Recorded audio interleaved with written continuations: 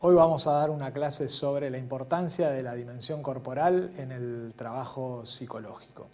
En las últimas 2 décadas, la dimensión corporal ha irrumpido con mucha intensidad en el campo de la clínica. Disturbios psicosomáticos, trastornos basales del sueño, de la sexualidad, de la alimentación, adicciones, depresiones, síndromes de pánico, de burnout, desgastes prolongados en el ejercicio del rol laboral, síndromes de inmunodeficiencia y los trastornos a su vez derivados de situaciones traumáticas son algunas de los síndromes, de las patologías, de los conflictos que llegan a nuestra consulta casi sin palabras. Quien introdujo metodológicamente el trabajo del cuerpo dentro de la psicología fue Wilhelm Reich. Wilhelm Reich nació en 1897, falleció en 1957, fue un médico austríaco y corresponde debitarle a Wilhelm Reich varias contribuciones de enorme importancia tanto para la psicología como para las psicoterapias. La primera de ellas es la apertura para la integración de la dimensión corporal en psicoterapia. Un cuerpo quizás negado y olvidado dentro de las psicoterapias tradicionales en la época en que la psicoterapia estaba centrada en la cura a través de la palabra. En este sentido podemos identificar claramente a Wilhelm Reich como el primer psicoterapeuta corporal occidental. A su vez, Wilhelm Reich tuvo un rol activo y fue uno de los pilares teórico-prácticos de la llamada revolución sexual, constituyéndose también en el primer sexólogo clínico occidental. Wilhelm Reich llegó a reunir en Berlín a más de 30.000 jóvenes en un centro que él denominaba Sexpol.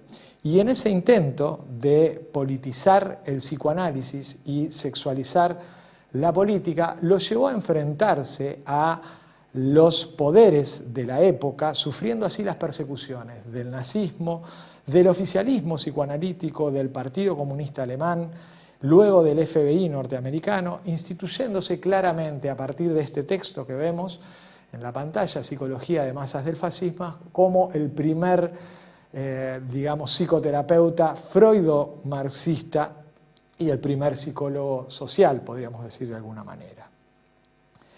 Quizás el mayor coraje intelectual, existencial y profesional de Wilhelm Reich fue criticar el origen endógeno de las neurosis, haciendo hincapié en la influencia social en las patogénesis de toda enfermedad mental. Y Wilhelm Reich tenía esencialmente un planteo pansexualista.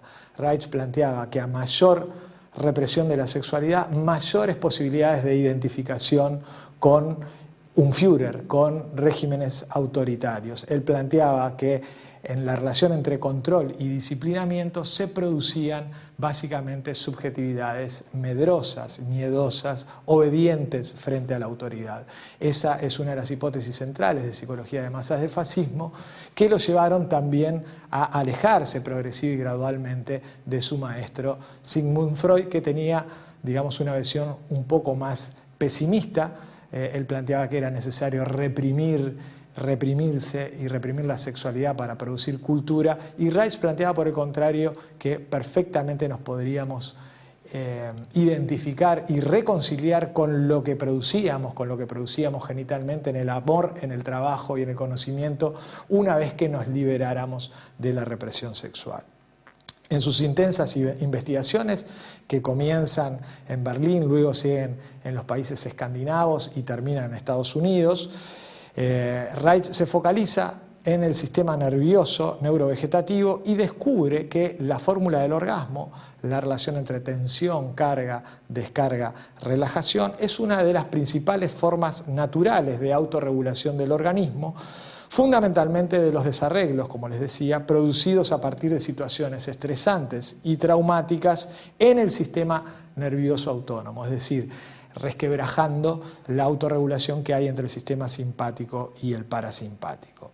Reich va a plantear que el impacto de los conflictos y de las situaciones traumáticas se van a alojar en el cuerpo por medio de procesos de acorazamientos y va a señalar a los músculos como la primer línea de defensa frente a los conflictos entre el mundo interior, es decir, nuestros afectos, y el mundo exterior, es decir, la cultura, los procesos de disciplinamiento, los procesos de socialización a través de la familia, etcétera, etcétera. Y va a encontrar allí, en los músculos, el lugar topológico al inconsciente, y esta va a ser una de las hipótesis que va a trabajar Reich en su libro de análisis del carácter. Reich va a denominar a estos procesos de acorazamiento desde dos planos, desde lo muscular, desde lo somático, y como les decía, el inconsciente estaría grabado en los músculos. Toda tensión muscular contiene el origen y el conflicto principal, y de esta manera les decía que va a ser funcionalmente a una coraza caracterial. ¿Qué quiere decir que la coraza caracterial es funcionalmente a la coraza muscular?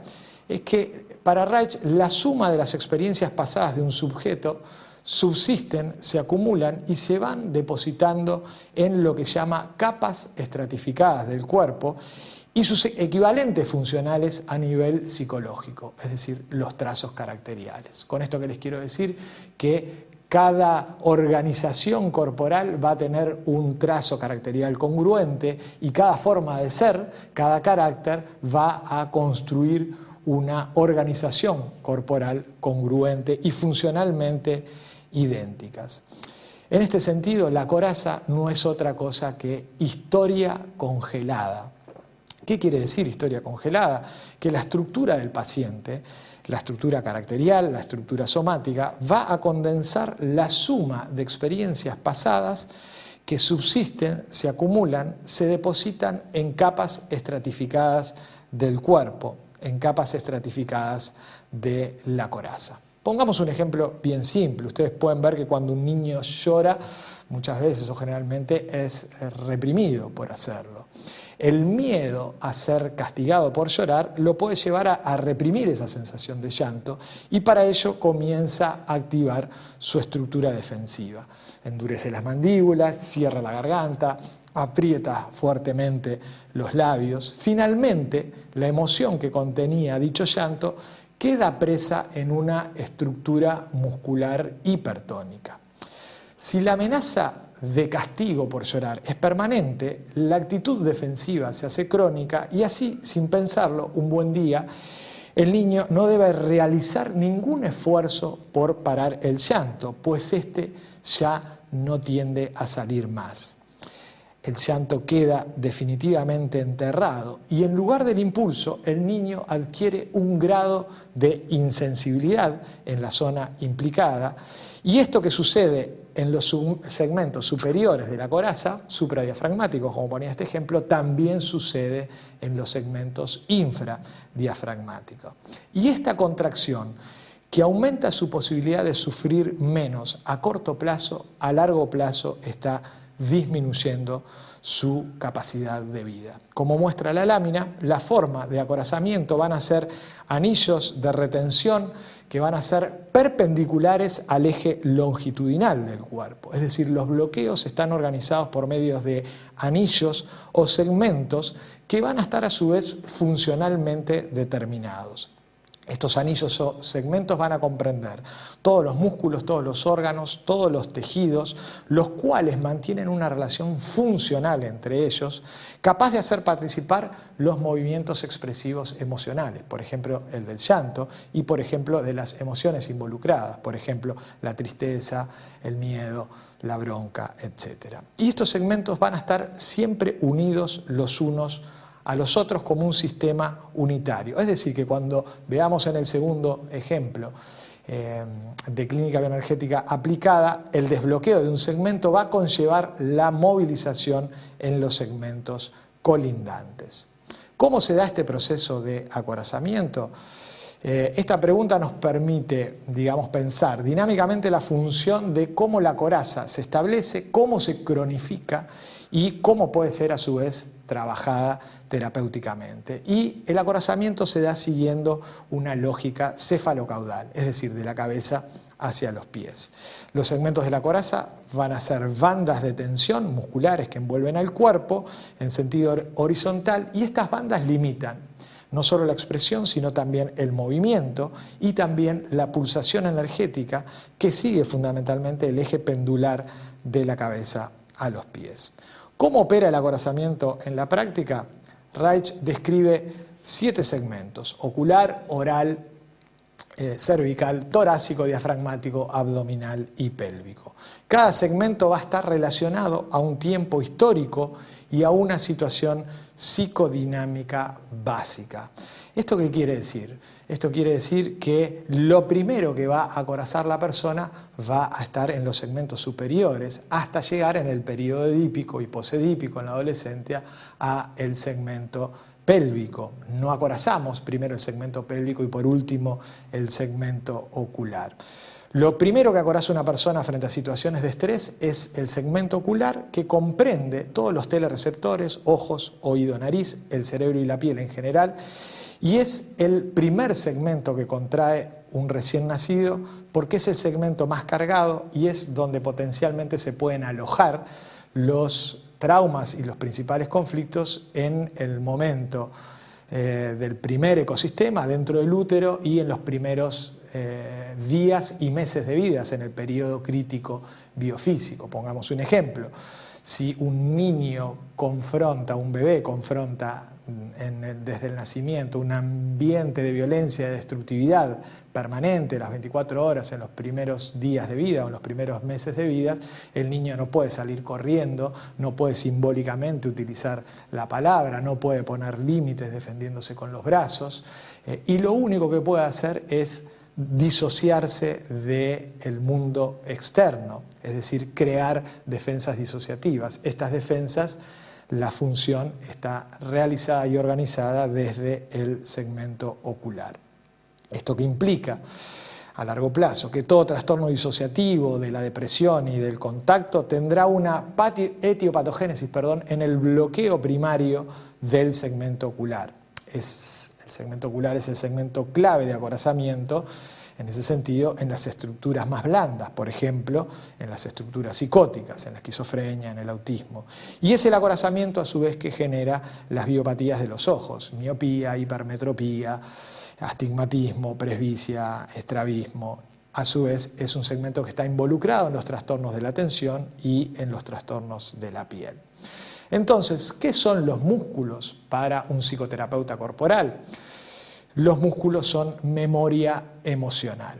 La coraza muscular es memoria emocional, aunque en la actualidad a esta coraza somática, que antes estaba focalizada en la coraza muscular, a partir de Reich hemos visto también que se extiende a la coraza visceral y se extiende también a la coraza cerebral. Por ejemplo, el 10% de nuestro tiempo, nuestro aparato digestivo tiene la función de digerir el bolo alimenticio. El resto del tiempo, el 90% del resto del tiempo, está digiriendo, entre otras cosas, emociones, entre otras cosas, estrés. A esta función le llamamos psicoperistaltismo y puede estar más o menos funcionalmente bloqueada en función de los procesos de acorazamiento visceral. La coraza cerebral, en el estrés postraumático lo vemos clarísimo, tiene un triple bloqueo. Se resquebraja la conexión interhemisférica, la arquitectura de la conexión interhemisférica entre ambos cerebros, pasa menos información, es como que todos los caminos conducen al trauma y quedan alojados en el hemisferio derecho, se bloquea el hipocampo y se activa la amígdala, que es lo que le da valencia emocional a las situaciones.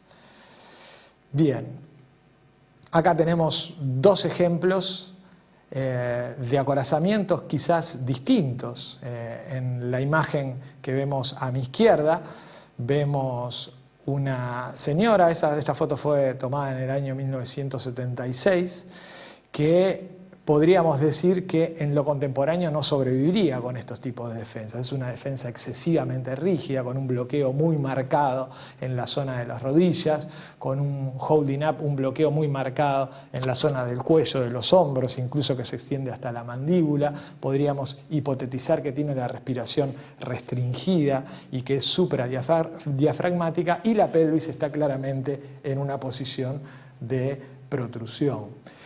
En la foto al costado, a la derecha, que probablemente hubiera sido una foto publicitaria de los años 50, tenemos claramente otro tipo de acorazamiento con un holding back en la pelvis. Mientras esta pelvis está subcargada completamente, esta pelvis está cargada pero con un alto grado de contracción, no solo en la pelvis, sino también a nivel diafragmático.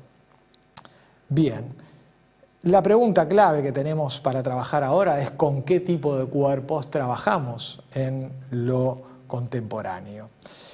Vamos a poner otro ejemplo. Acá tenemos un ejemplo que no está referido tanto a cuerpos con un exceso de acorazamiento crónico, sino que tenemos cuerpos con déficit de acorazamiento. A mí me gusta ejemplificar a lo contemporáneo, a los cuerpos contemporáneos, a partir de este ejemplo. Es como si en lo contemporáneo hubiéramos devenido todos equilibristas. ¿Y quién no puede identificarse con esta imagen que ahora voy a comenzar a desarrollar? Somos todos equilibristas en equilibrios a la vez inestables y precarios, ocupándonos de mantener girando sobre nuestra cabeza, sobre tacos de madera o sobre nuestra cabeza, una serie de platos o tazas en una especie de danza en permanente tensión. A los ojos del espectador, que puede ser nuestra propia familia, nuestros amigos, nuestros compañeros de trabajo, la danza puede ser interrumpida en cualquier momento por cualquier desliz con la caída abrupta de los platos. Usamos la analogía de los platos para dar cuenta en la vida contemporánea de la propia existencia. Es la propia existencia en sus múltiples dimensiones que parece fragmentarse y tomar la forma de las tazas que necesitan ser mantenidas en equilibrio en un movimiento que está en permanente incertidumbre en relación al desequilibrio y al riesgo de desmoronamiento. En cualquier momento nos podemos caer de esa cuerda. Y cada uno de nosotros en su vida cotidiana asume una actitud vigilante, preventiva, estresante, en la búsqueda de ese equilibrio que evite la caída y el colapso de las tazas, que analógicamente pueden representar nuestra salud, la salud de nuestra pareja, la salud de nuestros hijos, de nuestros padres, la caída de las finanzas, de la seguridad amorosa, territorial, etc. La pregunta que podemos hacernos es si este devenir equilibrista no nos lleva a vivir a contramano de la vida, porque ¿quién puede estar parado sobre una cuerda haciendo equilibrio las 24 horas del día? Otra pregunta que podríamos hacernos analíticamente es, ¿la cuerda sobre la que estoy parado es la cuerda sobre la que yo elijo o la que estoy obligado a pararme? Bien, para terminar la entrega voy a abrir algunas preguntas que creo importantes compartir con ustedes. En un conocido y difundido texto que se llama Postdata sobre las sociedades de control, el filósofo francés Gilles Deleuze define a las sociedades contemporáneas como sociedades de control, oponiéndolas a las sociedades disciplinarias que fueron estudiadas por el otro filósofo francés Michel Foucault. La pregunta que quiero compartir con ustedes es ¿qué tipo de personas, qué tipo de padecimientos comienzan a instituirse a medida que salimos de una sociedad de clases disciplinarias, a medida que los cuadros disciplinarios y las prohibiciones que ciñen a las personas comienzan a resquebrajarse? Con esto que quiero decir que en las sociedades disciplinarias, en la clínica, el emergente de la clínica eran básicamente los cuerpos dóciles estudiados por Foucault. Las familias respetables, en el plano libidinal esto estaba asociado a la postergación de las satisfacciones, ambiciones modestas, la compulsión a la disciplina y al ahorro, siendo el principal conflicto la relación entre lo prohibido y lo permitido. En las sociedades contemporáneas ese conflicto ya no es el que regula los aparatos psíquicos, y esto implica pensarnos en otro tipo de sociedades, de riesgo, de control, como estudió tanto Deleuze como otros sociólogos. ¿Cómo y por qué? Sería la segunda pregunta que quiero compartir con ustedes. Los trastornos de ansiedad y las depresiones se han impuesto como nuestros principales malestares íntimos.